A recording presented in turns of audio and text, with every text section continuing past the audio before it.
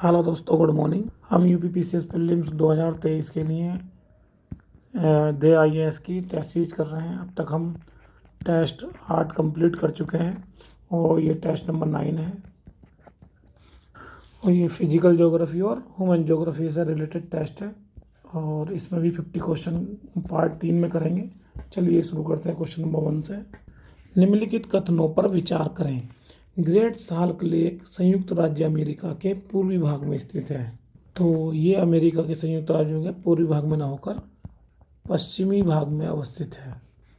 ये देखिए, ये पश्चिमी नॉर्थ अमेरिका में है, तो ऑप्शन नंबर 1 गलत हो जाएगा। एरिजोना तांबा उत्पादन के लिए प्रसिद्ध क्षेत्र है। तो एरिजोना कहाँ है? इस ग्रेट साल्ट लेक के ही बराबर में है, जो कि तांबा के लिए यूएसए का प्रमुख क्षेत्र है। तो ऑप्शन नंबर 2 सही हो जाएगा। तो इन्होंने पूछा है सत्य कथन है। केवल एक, केवल दो, एक और दो और दो एक थी, ये ना एक ना ही दो। तो ऑप्शन नंबर 20 का करेक्ट हो जाएगा। नेक्स्ट देखते हैं। वेलिंगटन द्वीप निम्न में से किस स्थान पर स्थित है? तो ये कहाँ स्थित है? ये केरल में स्थित है। तो ऑप्शन में भारत, मालदीव और श्रीलंका का जो स्थान है, तो ऑप्शन नंबर 1 इसका सही हो जाएगा, क्योंकि वेलिंगटन द्वीप क्या भारत के केरल राज्य में अवस्थित है। लोकेशन देखते हैं। ये वेलिंगटन द्वीप है, ये केरल के पश्चिमी तट पर अवस्थित वेम्बनाड झील पर अवस्थित है। वेम्बनाड झील क्या है? ये एक लैगून है और यहाँ राष्ट्रीय नौकायन प्रतियोगिता होती है और ये भारत की सबसे बड़ी कृत्रिम द्वीप है। ठीक है, सबसे बड़ा अगर कृत्रिम द्वीप की बात करें तो ये वेलिंगटन द्वीप है। ठीक है, नेक्स्ट क्वेश्चन देखते हैं। निम्नलिखित में से कौन सा एक सर्वाधिक तटीय अपरदन हेतु उत्तरदायी है? समुद्री जलधाराएं, ज्वार भाटा, लहरें। तो है तो सभी अपरदन के लिए उत्तरदायी, लेकिन सर्वाधिक की बात करें तो ये सर्वाधिक कौन होगी? लहरें। ठीक है, नेक्स्ट देखते हैं। द्वीप समूह बोर्निया पर कौन सा देश अवस्थित नहीं है? तो बोर्निया पर मलेशिया अवस्थित है, इंडोनेशिया अवस्थित है और ब्रुनेई। तो कौन अवस्थित नहीं है? सिंगापुर अवस्थित नहीं है। और ये विश्व का सबसे बड़ा द्वीप है। ये बोर्नियो आइलैंड है। तो मलेशिया उत्तर में, बोर्नियो और इंडोनेशिया अवस्थित है। ठीक, तो सबसे बड़ा आइलैंड कौन सा है? ग्रीनलैंड, न्यू गिनिया, और तीसरे नंबर पर क्या आता है? बोर्नियो। उसके बाद आता है मेडागास्कर। अगर आइलैंड की परिभाषा की बात करें तो धरातल पर एक ऐसा भूखंड जो चारों ओर किससे जल से घिरा हो, उसे आइलैंड कहते हैं। ठीक है, नेक्स्ट देखते हैं।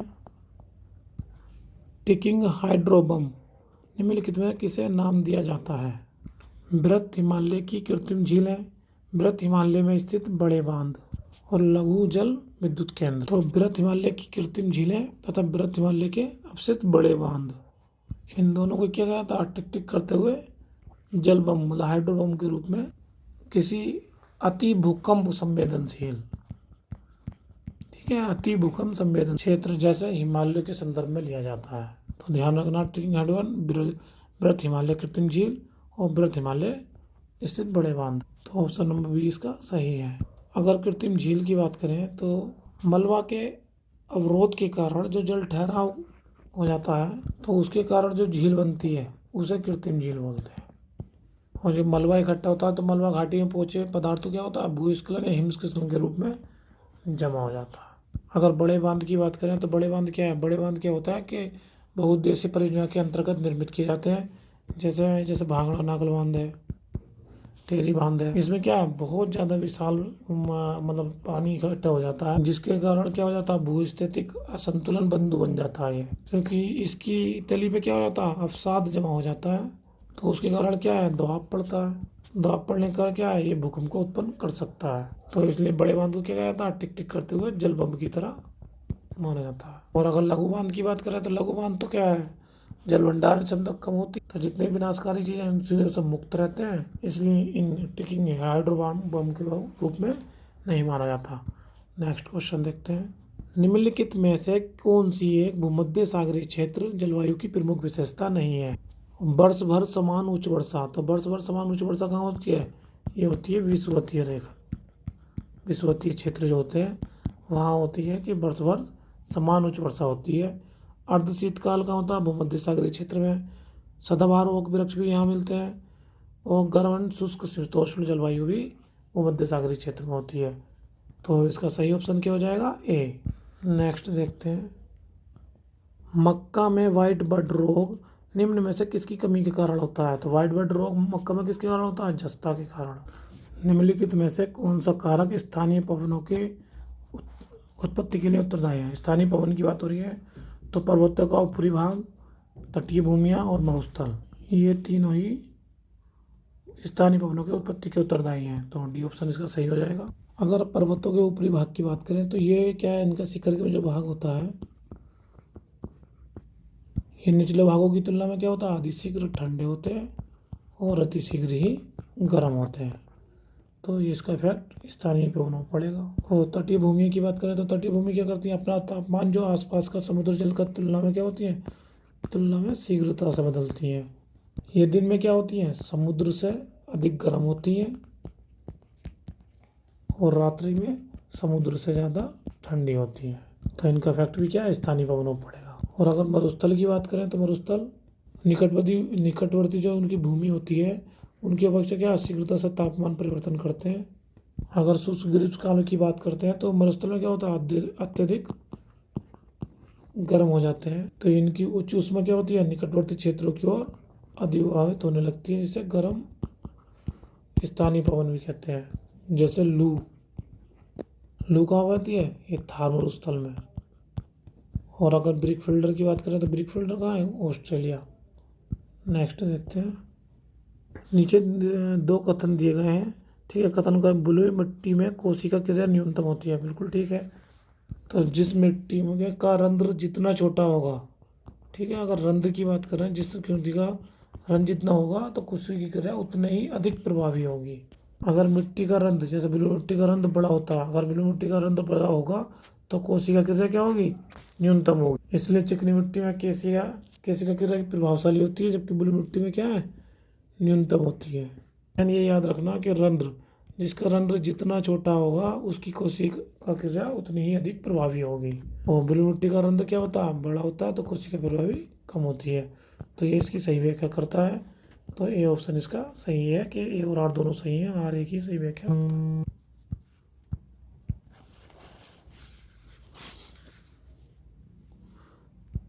निम्नलिखित में से कौन अन्य तीनों की तुलना में सबसे कम सूर्य के प्रकाश को परावर्तित करता है? तो सूर्य के ताप का तात्कालिक परावर्तन क्या कहलाता है? ये कहलाता है धवलता। और धवलता किस किस से प्रभावित होता है? धरातल की विषमता,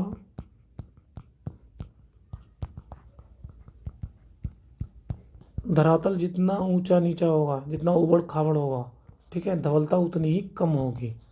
पथरीला विषम धरातल,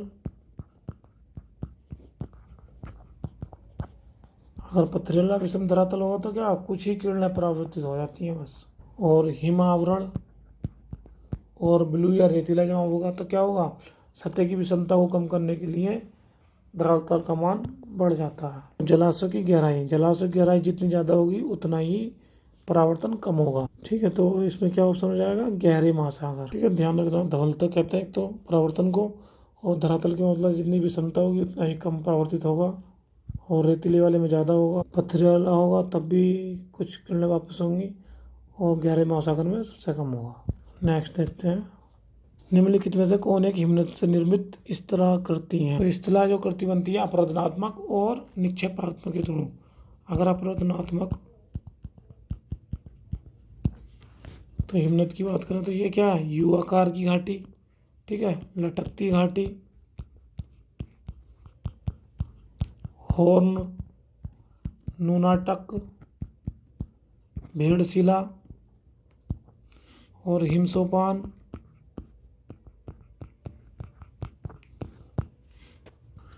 पैटरनास्टर और फ्योर्टाट और पिडमांट झील और एरिड। और अगर निक्षेपात्मक की बात करें तो इसमें हिमोड़ होता है, ड्रमलिन, एस्कर और केम। हमने क्या याद करा? युवाकारी घाटी है जो कि स्थलाकृति बनती है, ड्रमलिन भी है, एरिड भी है। तो इसका सही आंसर क्या हो जाएगा? टोम्बोलो। और टोम्बोलो क्या एक लैंड फॉर्म है, और ये क्या जो विशिष्ट परिस्थिति के कारण पूर्व में अलग हुए दो द्वीपों के बीच स्थित होती है। जो दो द्वीप बन जाते हैं उसके बीच स्थित होती है। अगर ये क्वेश्चन पूछे कि हिमनद द्वारा निर्मित स्थलाकृतियाँ का निक्षेपात्मक की है तो वो बात क्या करेंगे, तो उसमें बस केवल हिमोड़ आएगी, ड्रमलिन आएगी और एस्कर और केम। ठीक है, ध्यान रखना, हिमोड़, ड्रमलिन, एस्कर, केम। तो अपराधत्व के केस में युवाकार की लटकती घाटी, होन, नाटक। ठीक है, नेक्स्ट क्वेश्चन देखेंगे। निम्न देशों के समूह को उत्तर से दक्षिण, नॉर्थ टू साउथ की बात हो रही है। तो ये देखिए, इथोपिया, नाइजीरिया, सूडान और सोमालिया, ये सारे कौन से हैं, अफ्रीका महाद्वीप के हैं। तो देखिए सबसे उत्तर में क्या है, सूडान। सूडान के बाद क्या है, इथोपिया। इथोपिया के बाद है ये नाइजर, और नाइजर के बाद है सोमालिया। तो इसका सही आंसर क्या होगा, 3, 1, 2, 4, सी ऑप्शन इसका सही है। नेक्स्ट देखते हैं, निम्नलिखित में से कौन सा एक पोलिनेशिया द्वीप समूह है, ताहेती, सोलोमन, मार्शल और समोआ। ये है पोलिनेशिया का मैप, जिसके अंदर देखिए समोआ ये है और इधर ताहिती है। तो दो इसमें कुक आइलैंड भी है, टोंगा भी है और पोलिमेरिया, हवाई, तमोतु आइलैंड भी है।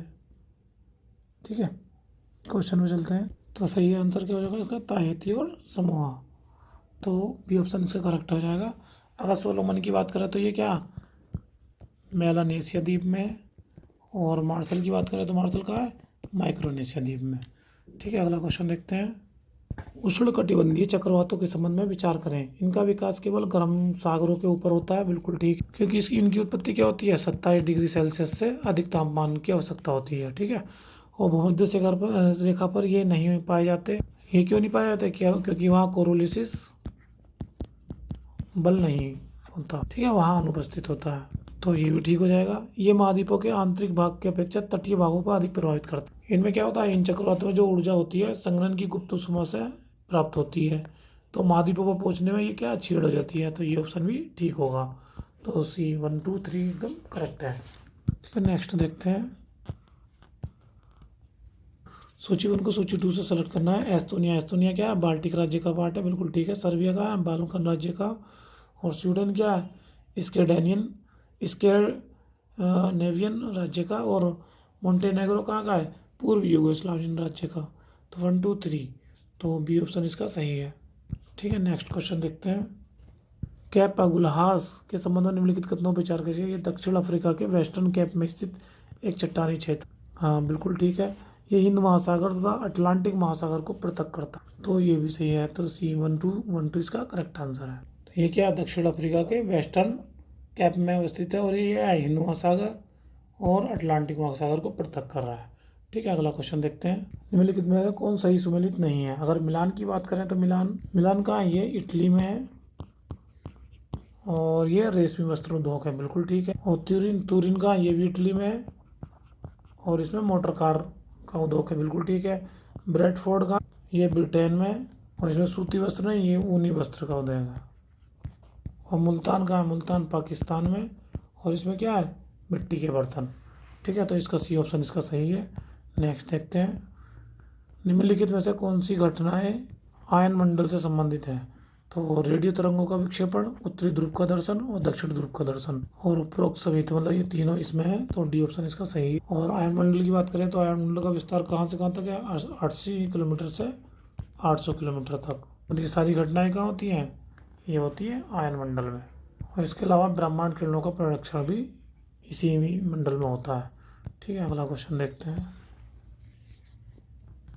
निम्नलिखित में से कौन से एक संयुक्त राज्य अमेरिका के उत्तरी पूर्वी में रस्ट बाउल से संबंधित। तो ये क्या है, ये लौह उत्पादन के हेतु प्रसिद्ध आर्थिक क्षेत्र है। तो ये ऑप्शन इसका करेक्ट है। और रस्ट बाउल मतलब ये इसके क्षेत्र की बात करें तो इसमें कौन कौन से क्षेत्र आते हैं, इसमें आता है इलिनास और इंडियाना, मिशिगन, ओहियो और पेंसिल्वेनिया, ग्रेट लेक्स प्रदेश आदि आते हैं। ठीक है, अगला क्वेश्चन देखते हैं। जिब्राल्टर संधि अलग करते हुए ये करती है मोरक्को को स्पेन से, और ये भूमध्य सागर और अटलांटिक सागर को जोड़ती है। ठीक,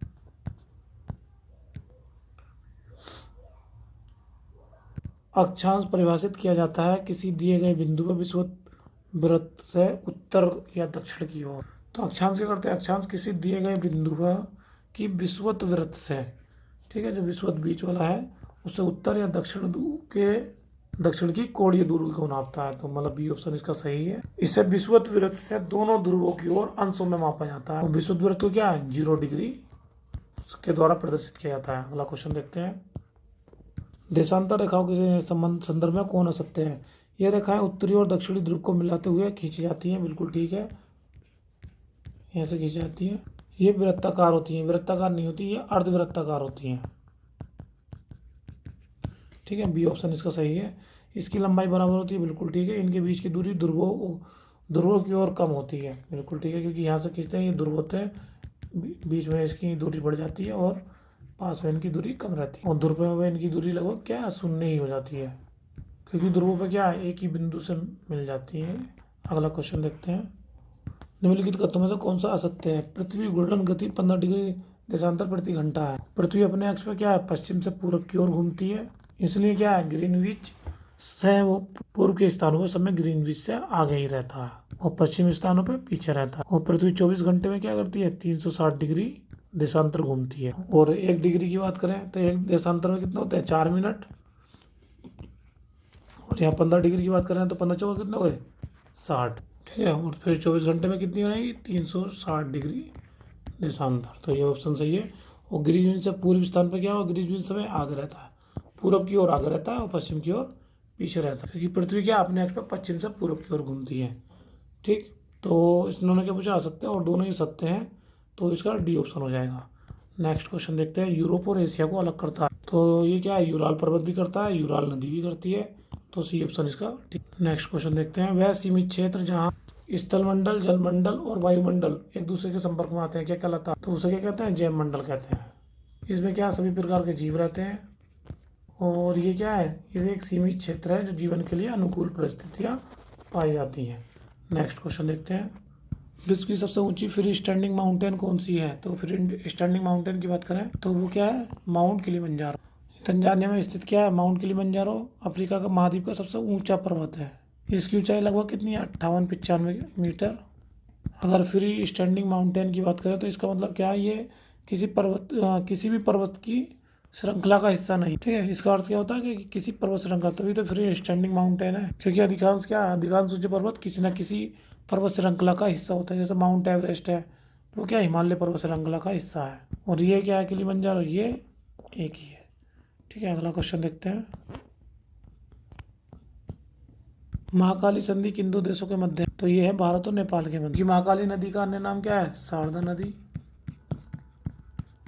तो ये संधि कब हुई थी, ये संधि हुई थी 1996 में, महाकाली संधि। इस संधि के क्षेत्र में क्या हुआ, शारदा बैराज और टनकपुर बैराज और पंचमेश्वर परियोजनाएं आती हैं, ठीक है, 3 आती हैं, शारदा, टनकपुर और पंचमेश्वर, ठीक है। नेक्स्ट क्वेश्चन देखते हैं। ड्रमलिन के निर्माण में निम्न में से कौन सा कारक उत्तरदायी है। ड्रमलिन का आकार क्या होता है, उल्टी नौका की तरह। जब हिमानियों के तलस्त क्या होते हैं, हिमोड़ का थोड़ा थोड़ा समय तक घुम्मतकार टीले के रूप में जमा होता है, तो उससे बनी आकृतियों को ड्रमलिन कहते हैं। तो कौन उत्तरदायी है इसके लिए, हिमानी, ठीक है। नेक्स्ट क्वेश्चन देखते हैं। मैक आर्थर नदी क्षेत्र, सिगार लेक, ईगल पॉइंट आदि प्रसिद्ध यूरेनियम उत्पादन क्षेत्र किस देश में अवस्थित है।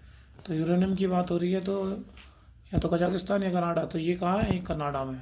कनाडा को क्या है, यूरेनियम सिटी की स्थापना करने का श्रेय भी दिया जाता है। और यूरेनियम सिटी कहाँ, कनाडा के उत्तर पश्चिम में अथाबास्का झील के किनारे स्थित है, ठीक है।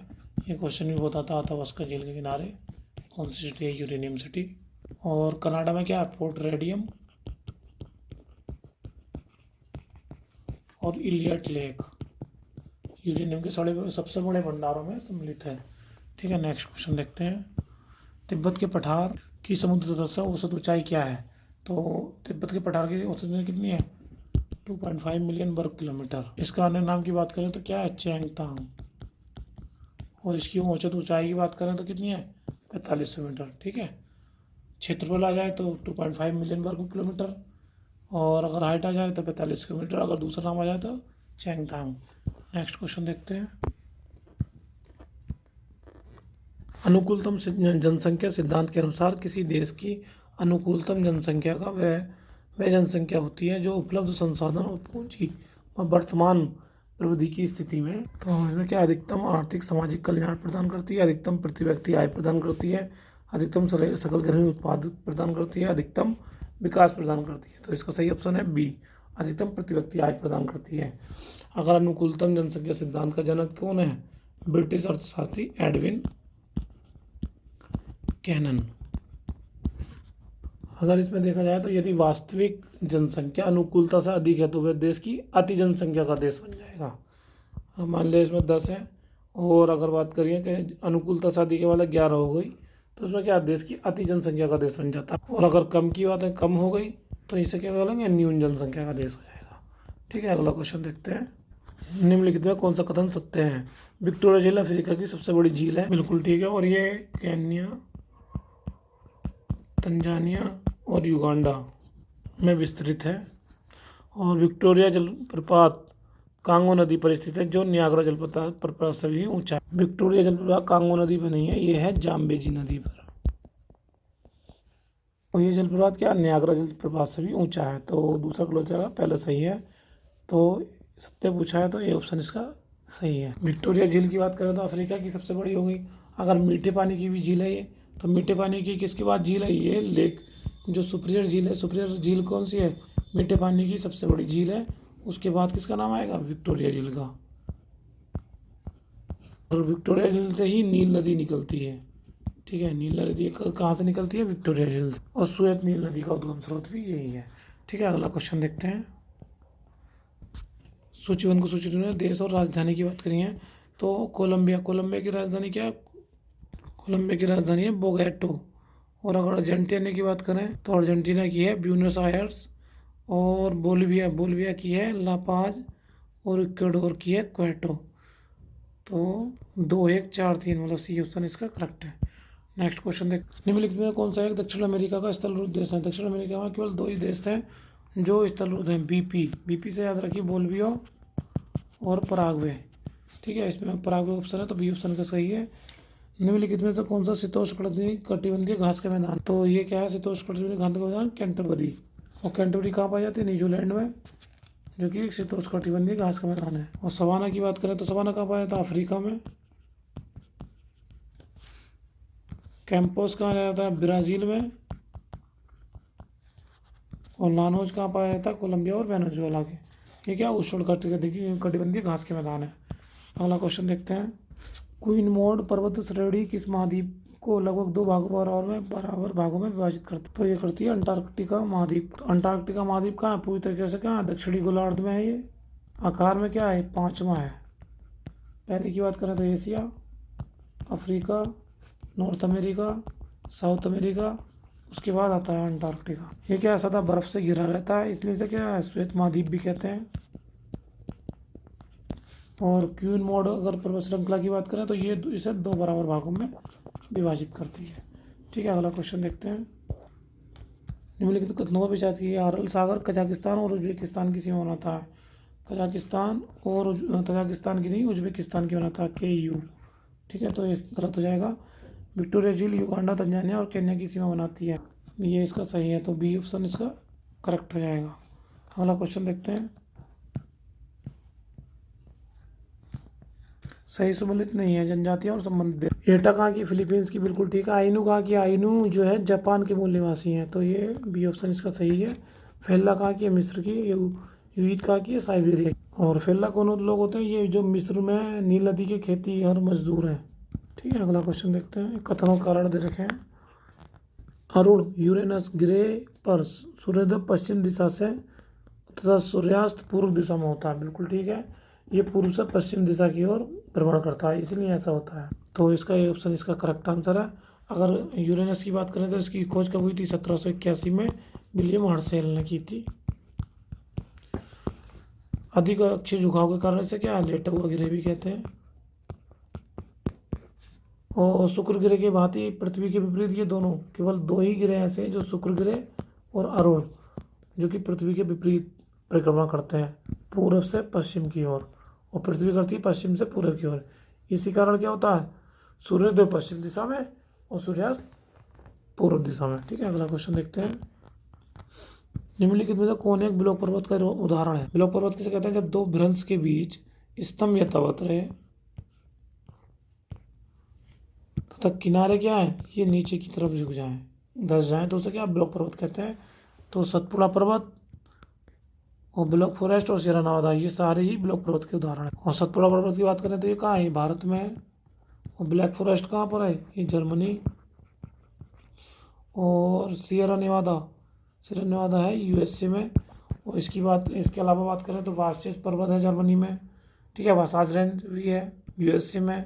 साल्ट रेंज पाकिस्तान की भी ब्लैक पर्वत के अंदर आती है। ठीक है, नेक्स्ट क्वेश्चन देखते हैं। भूकंप से संबंधित निम्नलिखित कथनों पर विचार करें। भूकंप के आने से वायुमंडल में रेडॉन गैस की मात्रा कम हो जाती है, कमी नहीं होती, इसमें रेडॉन गैस की मात्रा बढ़ जाती है। तो ये ऑप्शन कैसे गलत है? जिस जगह भूकंपीय तरंगें उत्पन्न होती है उसे भूकंपीय केंद्र कहते हैं। उसे भूकंपीय केंद्र न कहकर उसे फोकस कहते हैं। जहाँ सबसे पहले भूकंपीय तरंगों का, ये तो एपिसेंटर बन गया, जहाँ ये एपिसेंटर बनता है कि जहाँ भूकंपीय तरंगों का सबसे प्रथम अनुभव होता है, तो उसे कहते हैं एपिसेंटर, मतलब भूकंपीय केंद्र। तो ऑप्शन नंबर मतलब 2 भी गलत है। पी तरंग है ध्वनि तरंग की तरह, बिल्कुल ठीक है। और एस तरंग है प्रकाश तरंग की तरह, बिल्कुल ठीक है। तो जो तीसरा ऑप्शन सही है, मतलब ए ऑप्शन इसका करेक्ट है, केवल 3। ठीक है, नेक्स्ट क्वेश्चन देखते हैं। सौर कलंक चक्र को औसतन कितने वर्षों का होता है? ये होता है 11 वर्षों का। सूर्य से सौर ज्वाला के निकलने के स्थान पर सूर्य सौर ऊर्जा ना निकल के काले धब्बे पड़ जाते हैं, तो क्या होता है? इसे सौर कलंक कहते हैं। इनके बनने और बिगड़ने की क्रिया में औसतन कितना 11 वर्ष पूरे हो जाते हैं। इसे ही सौर कलंक चक्र कहा जाता है। सौर कलंक क्या है? सूर्य के अपेक्षाकृत ठंडे भाग होते हैं जहाँ धब्बे पड़ते हैं, जिसका औसतन तापमान कितना था? 1500 डिग्री सेल्सियस। ठीक है, निम्नलिखित में कौन सा युग्म सही नहीं है? करमेडेक गर्त, ये क्या? उत्तरी प्रशांत महासागर, ये उत्तरी में नहीं है, ये दक्षिणी प्रशांत महासागर में है। ठीक है, ये ऑप्शन इसका। सुंडा गर्त की बात करें हिंद महासागर, बिल्कुल ठीक है। और टोरिको गर्त कहाँ है? अटलांटिक महासागर, ये भी सही है। यूरेशियन बेसिन कहाँ है? आर्कटिक महासागर, ये भी ठीक है। नेक्स्ट क्वेश्चन देखते हैं। पृथ्वी के आयतन के प्रतिशत के रूप में निम्नलिखित को आरोही क्रम में व्यवस्थित की। पृथ्वी की बात करते हैं, ये मान लो ये कोर है, ये मेंटल है और ये क्रस्ट है।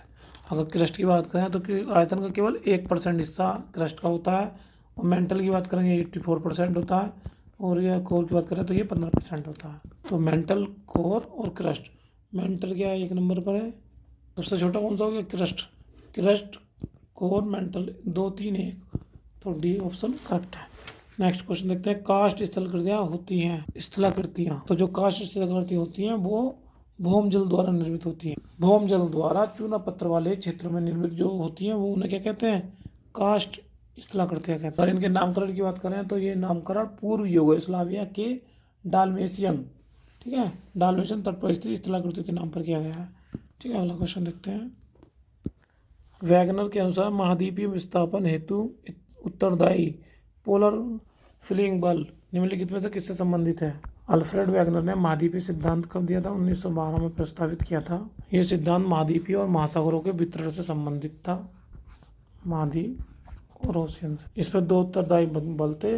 उसे क्या कौन कौन से बल बोलते थे? पोलर